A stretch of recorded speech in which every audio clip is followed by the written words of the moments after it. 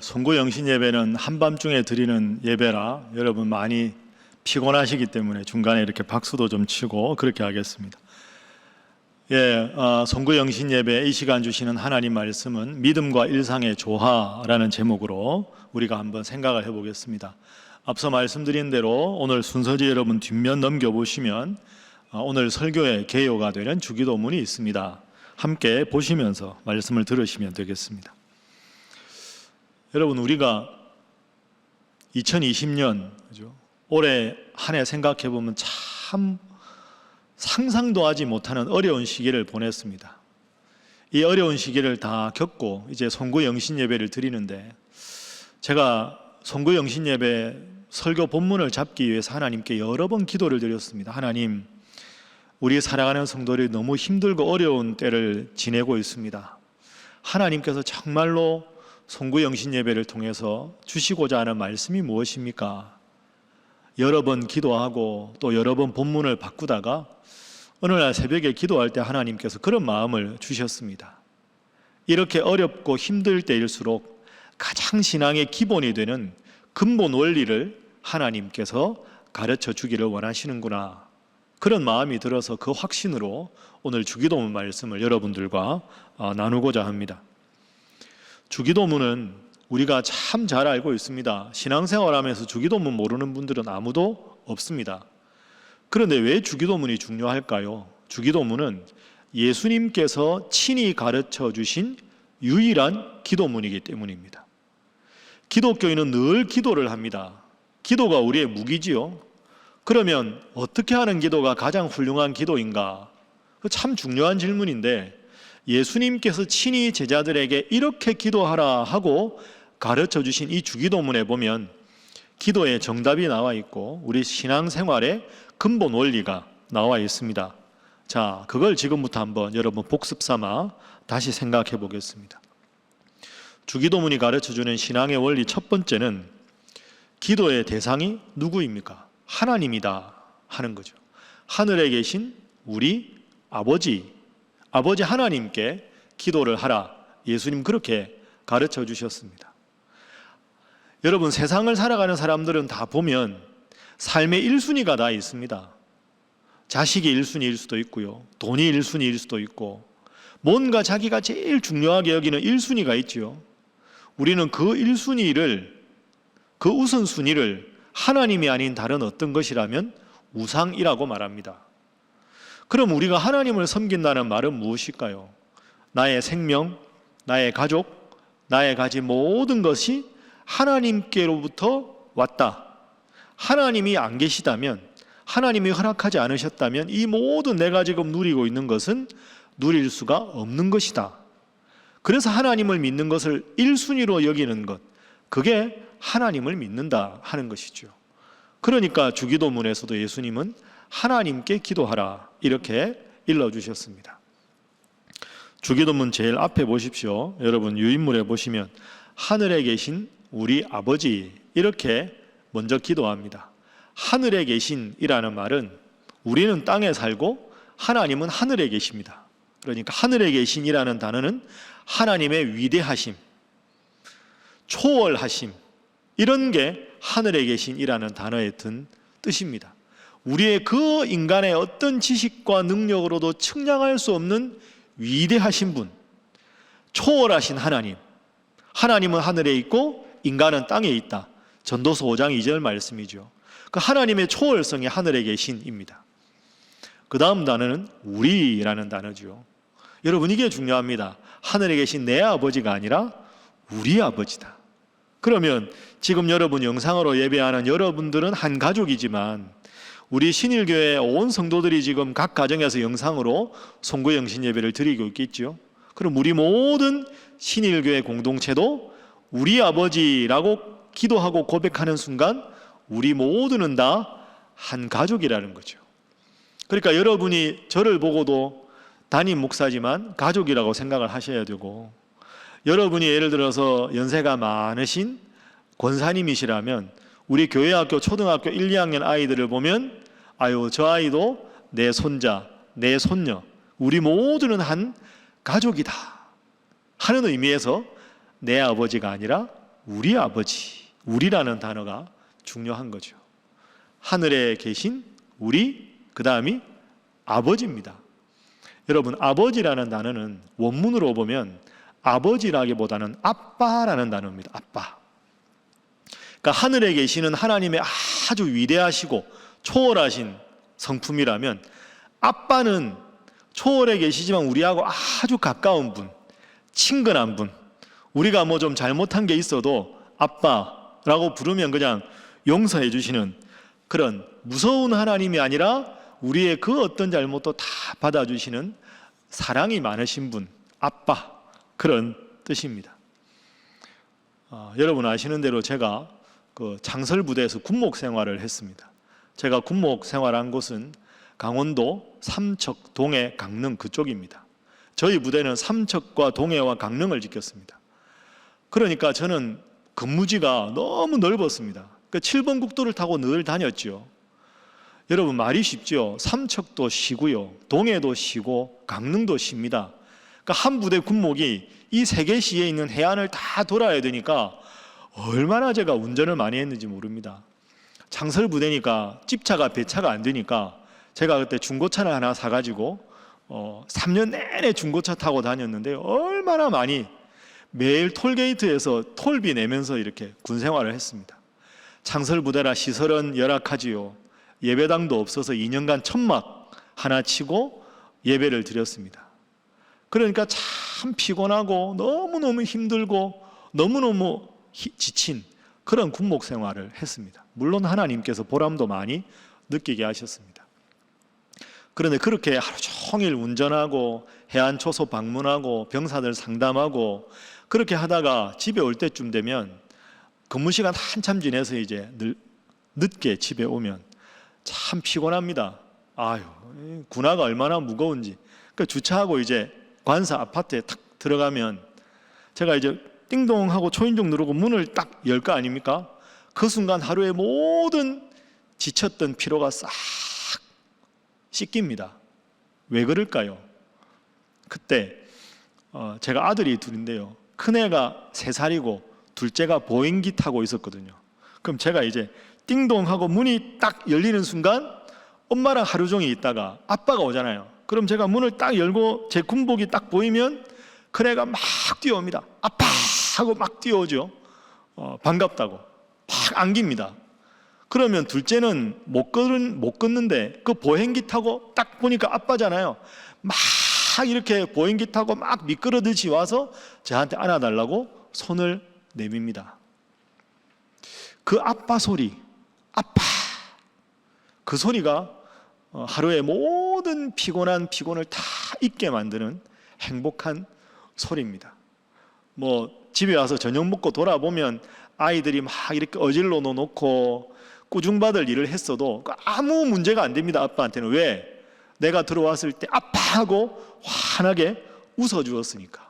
그럼 뭘 해도 용서가 됩니다. 괜찮아, 괜찮아, 괜찮아, 아무 문제 없어. 왜? 저를 보고 환하게 아빠라고 웃어주었으니까. 오냐? 괜찮아. 이게 아빠 마음이거든요. 여러분, 하늘에 계신 우리 아빠라고 기도할 때 아빠의 의미가 바로 이겁니다. 그러면 하늘에 계신 하나님께서 여러분이 하늘에 계신 우리 아빠라고 말하는 순간 하나님은 한없이 너트웃음을 지으시면서 그래, 괜찮아, 내 너 잘못한 거 알고 있어, 너 부족한 거 알고 있어, 괜찮아, 그럴 수도 있지, 오냐 괜찮아 하고 우리를 이렇게 따뜻하게 품어주시고 안아주시는 분이 아빠라는 단어에 담긴 뜻입니다. 사랑하는 우리 신일교회 성도 여러분, 1년 동안 너무너무 수고하셨습니다. 내년 1년도 어떤 삶을 살지 우리는 모릅니다. 그러나 여러분이 지치고 힘들어도 있는 모습 그대로, 때로는 하나님 앞에 꾸중들을 만한 잘못이 있더라도 아빠 하고 부르시면 하나님 다 용서해 주시는 사랑의 하나님임을 꼭 기억하시고, 내년 한 해도 정말로 나를 사랑하시는 하나님, 우리 모두를 사랑하시는 하나님을 깊이 체험하시는 새해가 되시기를 주님 이름으로 축복합니다.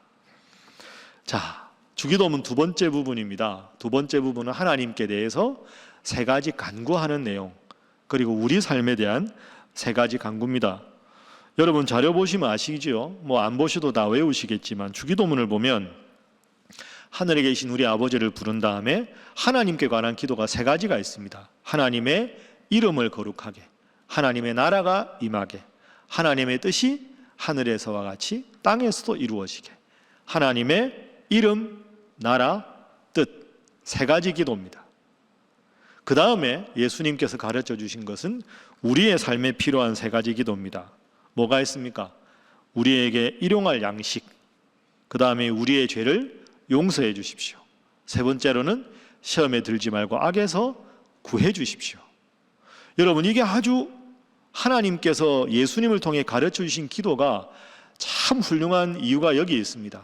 예수님은 하나님께 관한 기도 세 가지, 우리의 삶에 꼭 필요한 것 세 가지, 이렇게 기도하라고 하셨습니다.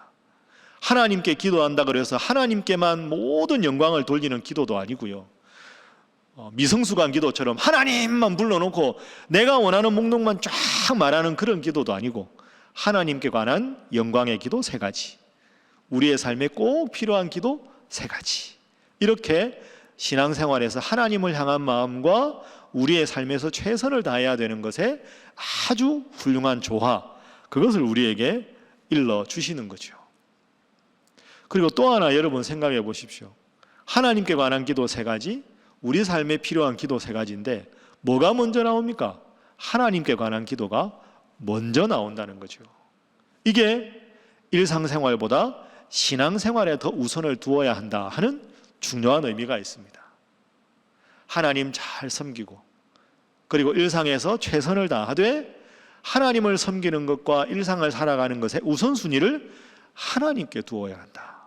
먼저 하나님의 나라와 하나님의 의를 구하면 이 모든 것을 하나님이 우리에게 다 더하여 주시리라 하는 마태복음 6장 33절의 교훈이 이 주기도문에 고스란히 들어 있습니다. 하나님께 관한 것, 우리에 관한 것. 하나님께 기도하지만 우리는 세상 일로 염려합니다. 여러분 지난주 설교 말씀 기억하십니까? 우리의 인생에 염려가 없을 수가 없지만 기도로 염려를 넘어설 수 있어야 한다. 믿음으로 염려를 넘어설 수 있어야 한다 하는 겁니다. 그래서 이 셋, 먼저 하나님, 그 다음에 우리의 일상, 이 순서를 여러분 꼭 기억하셔서 새해에는 정말로 하나님 중심으로 우선순위를 믿음 생활에 두고 살아가시는 여러분이 되시기 바랍니다. 우리 옆에 분들과 우리 가족들이니까 서로 이렇게 인사하겠습니다. 새해에는 기도로 염려를 넘어서시기 바랍니다 하겠습니다. 자, 한 번 더 하겠습니다. 하나님의 뜻을 먼저 구하시기 바랍니다 하겠습니다. 예배당에서 여러분을 뵀으면 누가 잘하나 이렇게 뵀을 텐데 제가 영상으로만 여러분을 뵈서, 자, 주기도문 마지막 세 번째 부분입니다. 그렇게 한 다음에 마지막 부분은 송영입니다. 나라와 권능과 영광이 영원히 아버지께 있습니다. 그런데 우리 한글 주기도문 나라와로 시작하는데 나라와 앞에 생략된 단어가 있습니다. 주기도문이 쓰여진 언어가 헬라어죠. 그리스어에 보면 호티라는 단어가 있습니다. 호티라는 단어의 뜻은 왜냐하면, 이런 뜻입니다. 그러니까 왜냐하면 나라와 권능과 영광이 하나님께 있습니다. 그러니까 쉽게 말하면 이런 뜻이죠. 하늘에 계신 우리 아버지를 딱 부르고 하나님께 관한 기도 세 가지, 우리의 삶에 필요한 세 가지, 이걸 우리가 하나님께 기도하는 이유는 나라도 권능도 영광도 다 하나님께 있기 때문입니다. 하나님께서 이 모든 것을 통치하시니 이 모든 것을 통치하신 하나님께 우리는 우리의 간구를 올려드립니다. 이런 뜻입니다.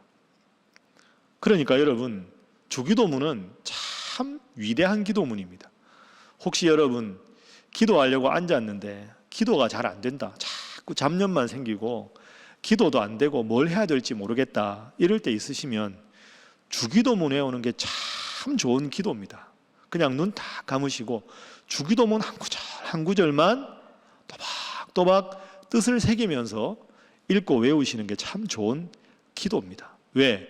이 짧은 기도문에 완벽한 기도의 형식이 다 들어있지요. 다시 한번 복습해 볼까요? 쉽게 비유하면 능력이 많고 사랑이 많은 아빠에게 아빠! 하고 부르는 겁니다. 그럼 아빠가 아빠 소리에 왜? 뭐 해줘? 이런 분위기가 됐을 때 아빠에게 필요한 것, 영광을 돌리는 것 3가지, 내가 꼭 필요한 것 3가지, 이렇게 아주 이렇게 간절하게 소원을 아뢰는 거죠. 그럼 너 난 아빠한테 왜 그래? 에이, 아빠 이 모든 거 다 아빠 거잖아. 아빠가 이거 다 갖고 있잖아. 나라도 권능도 영광도 다 아빠 거잖아. 여러분, 이렇게 생각하면 어느 아빠가 이런 자식의 기도를 안 들어주겠습니까? 아빠, 나 이거 좀 해줘. 다 아빠 거지? 아빠 부탁해? 알았다. 너 그렇게 말하는데 어떻게 내가 안 들어주냐? 하고 빙그레 웃는 게 주기도문에 우리가 기도할 때 상상할 수 있는 하나님의 그런 모습이라고 생각합니다.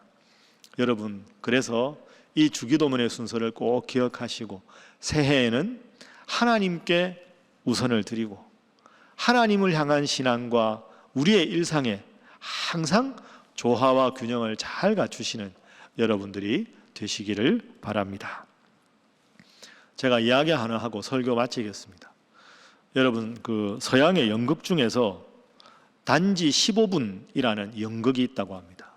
단지 15분, 딱 15분 남았다 이런 뜻이죠. 생명이 15분밖에 남지 않은 한 젊은이에 대해서 만든 연극이랍니다. 단지 15분. 줄거리가 이렇습니다. 이 주인공이 아주 어렸을 때부터 총명한 사람이었답니다. 그 열심히 공부해서 박사학위 과정에 들어갔습니다. 그 박사 과정에 들어가 마지막에 논문을 썼잖아요. 그 논문을 쓰는데 너무 논문을 잘 썼다는 거죠. 마지막 논문 심사할 때 극찬을 받았습니다.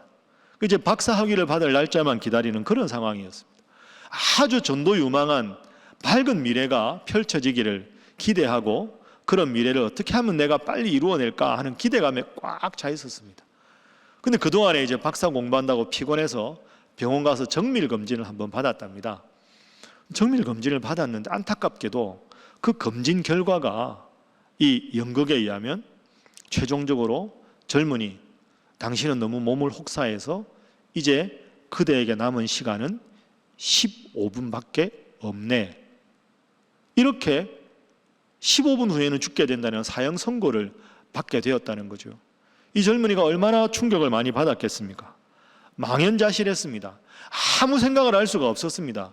그 자리에 그냥 털썩 주저앉아서 기가 막혀서 멍하게 있었습니다.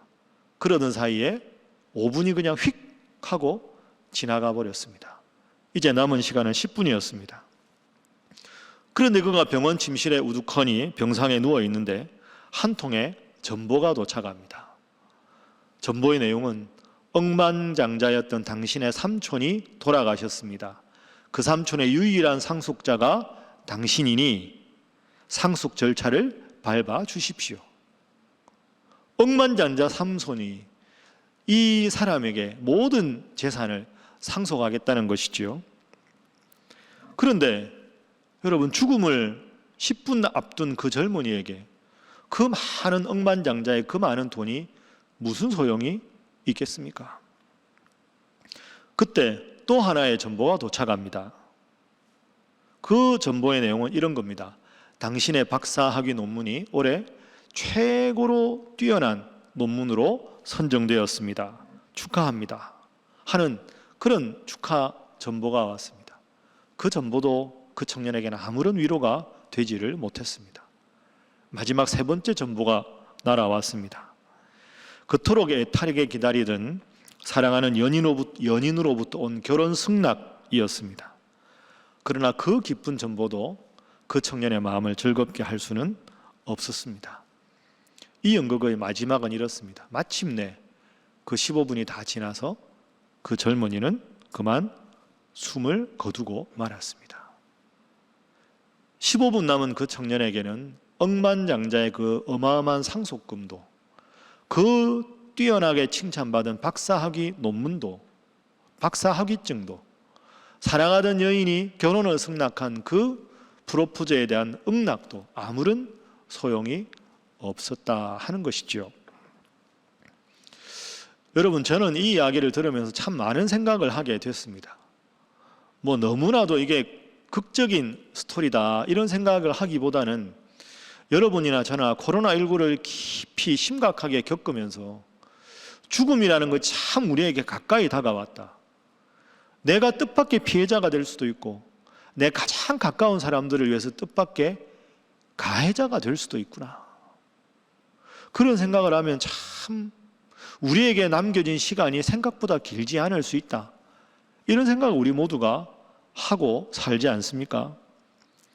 그런데 여러분, 우리 인간은 생각해 보면 참 어리석은 존재입니다. 여러분, 이 표현을 한번 잘 생각해 보십시오. 우리 모두는 인생을 살아갈 때 항상 시간이 모자란다고 불평하고 살아갑니다. 시간이 모자란다고 불평하고 살아가지요. 그런데 동시에 시간이 무한정이 있는 것처럼 행동하고 살아갑니다. 정말로 중요한 게 뭔지를 놓치고 살아가는 경우가 많습니다. 시간 없다, 시간 없다. 항상 불평하지만 지금 주어진 시간에 무엇이 제일 중요한가? 제일 우선순위에 두어야 할 것이 무엇인가? 여러분, 무엇일까요? 그게 오늘 주기도문에서 가르쳐 주신 하나님의 영광을 위하는 것, 하나님께 먼저 우리의 마음을 내어드리고 믿음 생활하는 것 아니겠습니까? 그게 죽음을 극복할 수 있는 가장 중요한 우리 삶에 살아야 될 이유인데, 그 믿음 생활 등한시하면서 다른 것을 더 집중한다는 것은 이 청년처럼 그 어떤 것도 우리에게 의미 부여를 할 수 있을 만큼 소중한 것은 없다고 생각합니다. 말씀을 정리하겠습니다. 새해 첫 시간 하나님 앞에 예배하는 우리 사랑하는 신일의 성도 여러분, 하나님 앞에 믿음 생활하는데 집중하십시오. 그리고 하나님 주신 일상에 최선을 다하십시오. 이 두 가지의 균형이 필요합니다. 믿음과 일상의 균형입니다. 그러나 이 균형을 잘 갖추기 위해서는 먼저 하나님 앞에 신앙의 우선을 두어야 합니다. 이 근본적인 신앙의 원리를 새해를 시작하는 이 첫 시간에 꼭 기억하셔서 2021년 한 해 하나님 앞에 큰 복을 받고 하나님 더 잘 섬겨서 하나님 앞에 칭찬받는 우리 사랑하는 신일의 모든 성도들이 다 되시기를 주님 이름으로 축복합니다. 기도하겠습니다. 사랑의 하나님, 오늘 송구영신 예배를 드리면서 저희에게 귀한 삶의 원리와 교훈을 주셔서 감사합니다. 꼭 실천할 수 있도록 성령 하나님 힘과 능력으로 한 해 붙드시고 인도하여 주옵소서. 예수님의 이름으로 기도하옵나이다. 아멘.